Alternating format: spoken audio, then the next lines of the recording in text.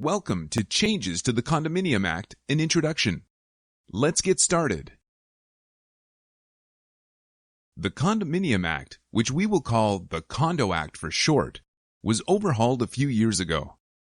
The changes were made in response to the enormous growth of condo ownership in Ontario and to address ongoing issues in condo communities between owners and condo boards or managers.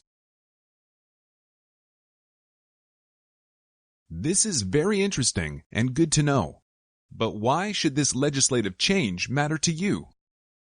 For two reasons.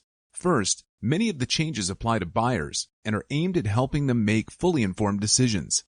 This is fully in line with what you do, which is helping buyer clients make the best decisions possible. It is at the heart of your duties to protect their best interests. Second, there are many other changes that pertain to the day-to-day management of the condo corporation or that deal with information current owners should know. Many apply to the condo ownership experience. These changes will be more relevant to established condo owners. Your buyers will soon become owners, so you must advise them well on what they can expect once they assume ownership of their unit. Also, the owners of today will be the sellers of tomorrow. So knowing about these changes can make the listing and sale of a seller's client's property go much smoother. You must stay current and become familiar with changes to the Condo Act so you can competently represent your clients, buyers, and sellers alike and stand out from the crowd. We've divided the content this way so you can better understand how each change affects the different parties. Be ready to answer those questions. Know which questions to ask. Know where to get the information your clients need to have. We've covered many of these changes in the Residential Condominiums Elective, one of our most highly subscribed courses. We highly recommend taking it for a deeper dive into all things condos. It's a great course. But let's get back to this course. For your benefit, we've divided this topic into 3 units. This unit specifically deals with the 5 broad areas of change to the Condo Act and the 2 new regulatory bodies overseeing the condo sector. The 2 units that follow will deal with changes to the Condo Act that are applicable to buyers, owners, and potentially to future sellers. Many changes are already in effect with more under review. Stay up to date with the latest news.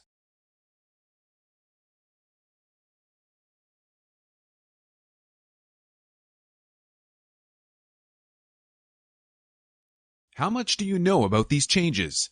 Look at this interaction between Abby, a real estate salesperson, and her colleague Ethan, who is noticing more and more buyers seeking condos. Click the arrows to toggle between scenes.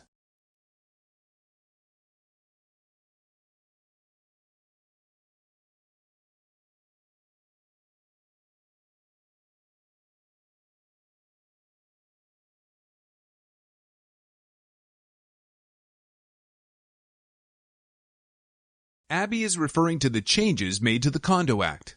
How much do you know about changes already in place?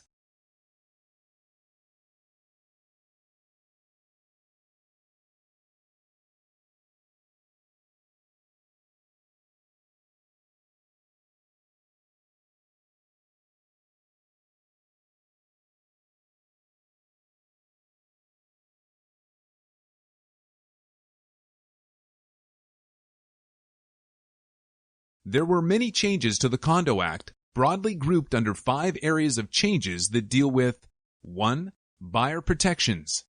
2. Dispute resolution options for issues between condo boards and owners. 3. Requirements for financial information provided to owners. 4. Operational changes such as interactions between condo owners and condo boards, requirements for condo boards and condo board directors, information provided to owners, condo meetings and voting methods, and 5. Condo manager licenses, condo manager training, and owner complaints.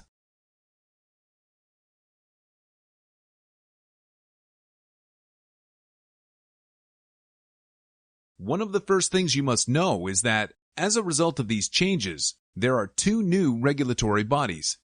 While they do not regulate your work as a real estate salesperson, you have to know what each one does because at different moments in the trade, you may want to refer clients to these bodies or reach out to them yourself to help someone buy or sell their condo. They are the Condominium Authority of Ontario, CAO, and the Condominium Management Regulatory Authority of Ontario, CMRAO. The CAO provides resources for condo owners, residents, and directors. Go to their website and have a look. Forward their resources to your buyer clients and urge them to do some homework on one of the biggest steps they will take in their lives. Send them the link to the CAO website so they can learn more about buying and living in a condo. It is an investment of a few hours that can have a big payoff for many years to come.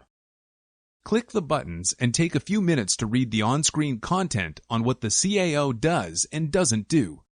A link to their website is also available in the resources.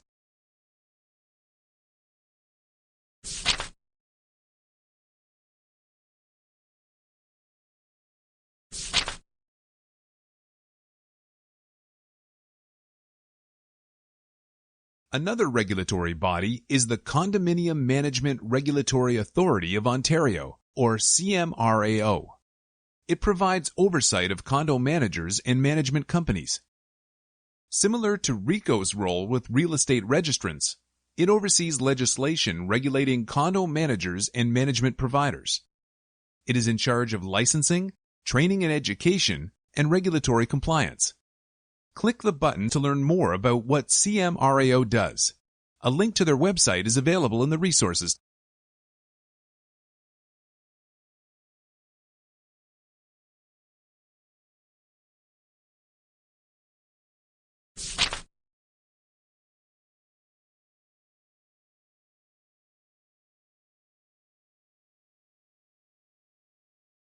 You've almost reached the end of this unit, a short introduction to changes to the Condo Act. We discussed why these changes are relevant to you, because they apply to buyers, owners, and sellers. Knowing about these changes will help you better serve their needs and help you fulfill your due diligence obligations. What is due diligence? We at RECO talk about it a lot. It's in all our courses. But what does it really mean? In plain language, due diligence means the necessary and expected steps you will take to help protect your client's best interests when they buy, sell, or lease a property. It is not limited by time or effort. The time needed is the time required. The effort that it takes is the effort that's required. You know your way around a real estate transaction, so this should not come as a surprise to you. You should already know where the challenges and opportunities lie. For condo deals, those challenges can be anything from cancellations, delays, and special assessments to occupancy fees or alterations made without the condo board's knowledge or authorization. Sometimes the concern has to do with the builders or the building's history.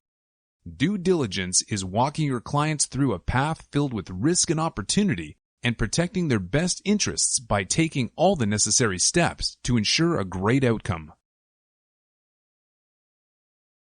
In this unit, you reviewed the 5 broad areas of changes to the Condo Act and the role of the 2 new regulatory bodies. The units that follow will provide greater information about changes relevant to buyers and owners.